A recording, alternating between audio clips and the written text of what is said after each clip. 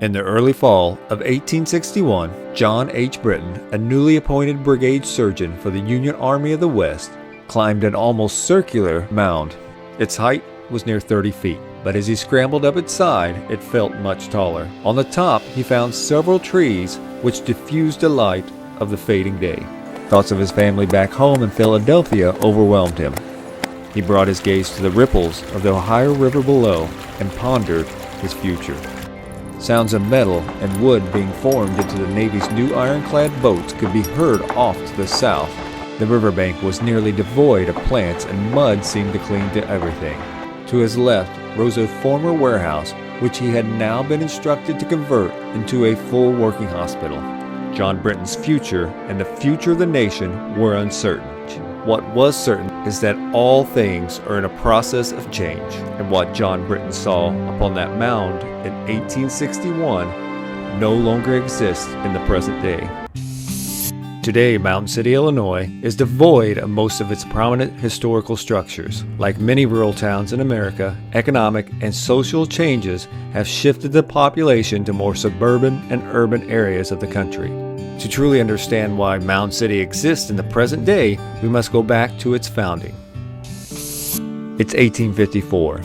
William J. Spence is standing near the edge of the Ohio River. He's currently surveying land for General Moses M. Rawlings. A log cabin, along with around 20 acres of cleared land, is the only signs of recent habitation. All around him, the wilderness of Illinois appears that it will engulf this small patch of earth. A short distance to the north rises an ancient native mound. At the time, no one knew when it was built or for what purpose. From here, his gaze diverts just beyond the mound to a large flatboat in the distance. As it gets closer, he gives a hearty wave as people and goods float by. Even in the age of steamboats, which had first traveled the waters of the Ohio River over 40 years ago, flatboats were still a cheap and easy way to move down the river. Spence soon finishes his survey, and the land with the mound on the bank has now become the town of Mound City.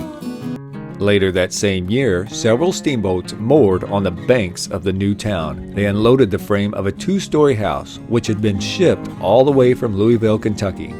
Its dimensions were 25 by 100, and it would soon become a store and a residence for the founder of the town, Moses Rawlings. Just over a year later, in 1855, a Cincinnati, Ohio company took notice of the fledgling town. The company bought a strip of land from Rawlings just to the north of its new home. They named their newly acquired ground Emporium City. Like Rawlings, they saw the value and potential of this area. In this small bend in the Ohio, the waters on the Illinois side were deep, thus creating a safe harbor for boats even in times of low water. Also, the warmer waters of the Cumberland and the Tennessee rivers, which are just a short distance upstream, prevented the formation of significant ice jams that would interrupt navigation. This allowed steamboats to moor at the town until the waters of the Mississippi thawed enough to continue their journey. Right away, Emporium City laid out their town. They followed the more natural line of the river, while Rawlings had used more of a compass layout. Where the two towns butted up against each other at Walnut Street, an unusual angle was formed. Even today, one can see the history of the meeting of these two towns.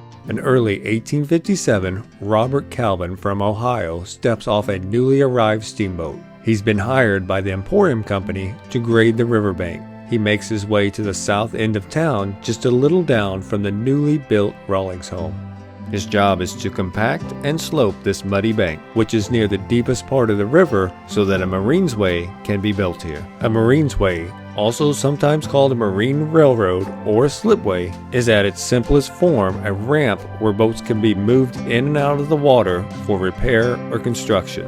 He has no way of knowing that just 4 years later, his foundation would be used in building 3 warships that would shape the future of the United States.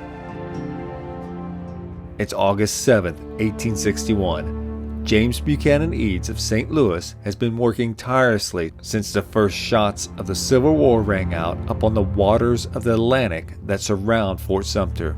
That was nearly 4 months ago, and Eads knows with all his being that the key to the Western Theater will be controlling the waters of the Mississippi and its tributaries. The Union must not only defend, but aggressively dislodge Confederate strongholds on these waters. Sounds of Eads' fountain pen scratch across a government contract. Now he must start up the engines of war to produce 7 of the most advanced warships that the waters of the Mississippi have ever seen. And he only has 64 days to do it in. Right away, Eads took Samuel M. Polk's designs and put them into action.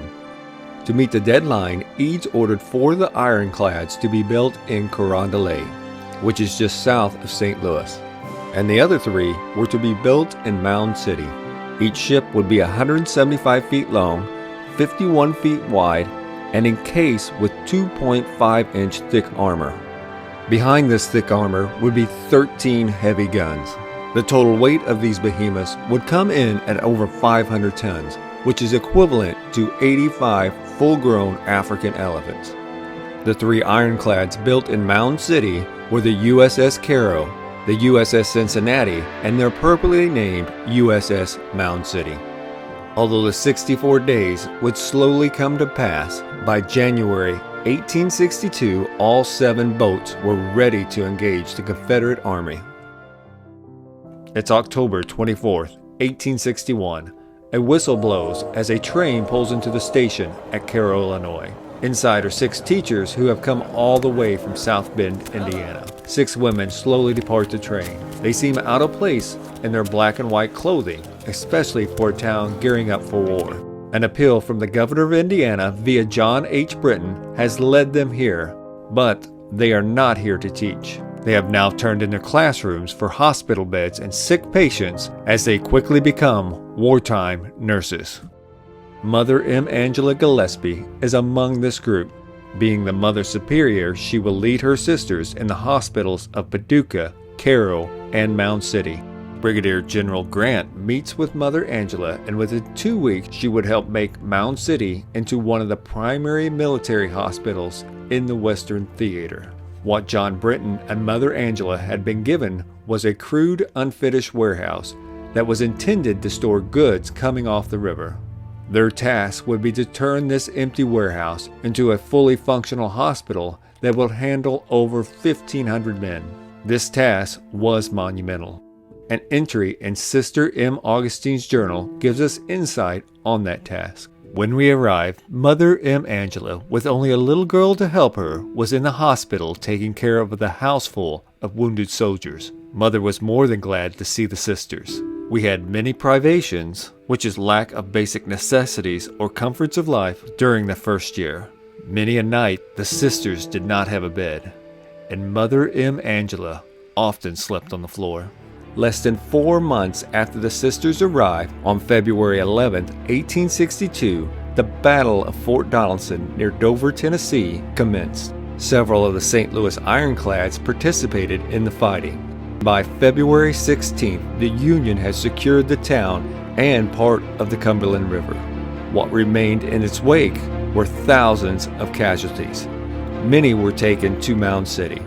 In her journal, Sister M. Callista described the scene. After the Battle of Fort Donaldson, February 16, 1862, it was terrible to see the wounded. Many had been neglected on the field.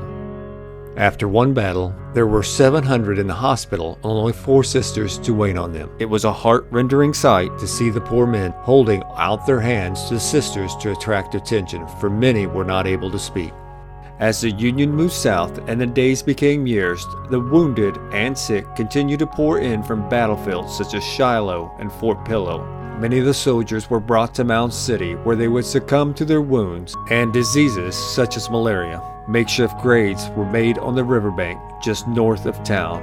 In 1864, a proper burial site was established for the over 1,600 dead from the hospital. These soldiers' bodies were exhumed and transported by horse and cart 1 mile to the newly created Mound City National Cemetery, thus giving these Union soldiers a permanent resting place. Other soldiers were also brought here from the battlefields of the Western Theater. A bronze plaque placed on an artillery tube, states at the time there were over 4,800 interments, with over 2,400 unknown soldiers buried here. On April 9, 1865, almost 4 years after the initial shots rang out at Fort Sumter, Confederate General Robert E. Lee surrendered his exhausted army to General Grant at Appomattox Courthouse in Virginia. This signaled the unofficial end of the Civil War. Shortly after, the hospital at Mound City would slowly be depleted, and the Sisters of the Holy Cross would make their way back home to Indiana. After the war, the building became a furniture manufacturer, and up until the 1940s was a canning factory. This building remained a fixture in Mound City up until May 3, 1976, when it was set ablaze by an arsonist, thus burning up the physical history of the heroic sisters and of the soldiers who took their last breath there. Today, a plaque marks the location of the former hospital. Just to the south of the hospital, the Marines Way would continue to be used by the Navy Department up until 1874. At that time, the government turned over the buildings and improvements to the city.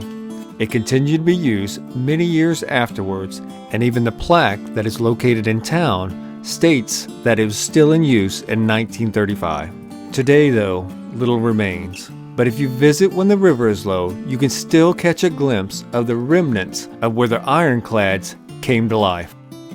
A short distance up the road is the town of Villa Ridge. It is the home of the misplaced Cairo Cemetery, which is the final resting place of the founder of Mound City, Moses Rawlings. If you have the time, the cemetery holds other interesting and spooky headstones dating back to the 1800s. As for the mound, which gave the town its name, an 1883 book on the history of Pulaski County describes the uses of this historic landmark, such as for meetings, church services, political speeches, and most importantly, escaping mosquitoes. But after 1833, the history of the mound disappears as repeated floods in the late 1800s and early 1900s give rise to the present levee system. In its quest to protect the town, the mound was leveled, and the dirt that made up its structure probably survives in the levee today. Although I could find no photo of the mound, its memory still lives on in the name of this fascinating town on the banks of the Ohio River called Mound City.